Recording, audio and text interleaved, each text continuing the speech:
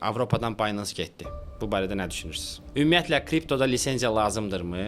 Ölkələrdə tənzimləməyə ehtiyac varmı, yoxsa yoxdur? Təbii ki, dövlətlərin hamısı bunu tənzimləmək istəyər ki, özlərinə görə haqlıdırlar da. Yəni bizim bildiyimiz bunun ağ tərəfi də var, biraz da qara tərəfi var və təbii ki, pis insanlar hər zaman bunun qara tərəfindən istifadə etmək istəyir. Bu əslində bir növ texnologiya kimi bir şeydir.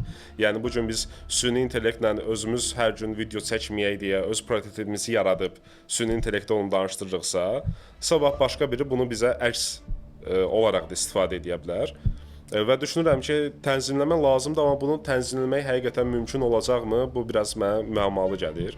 Çünki əslində blockchain texnologiyası bunun üçün yaradılmışdı ki, bunun bir tənzimləməsi olmasın. Yəni izlənilməsin, işlər görülməsin. Amma bu gün görürük ki, şəffaflığa doğru aparır əslində. Bəli. Yəni blockchain üzərindən olan tranzaksiyalar silinmir deyə daha şəffaf olur.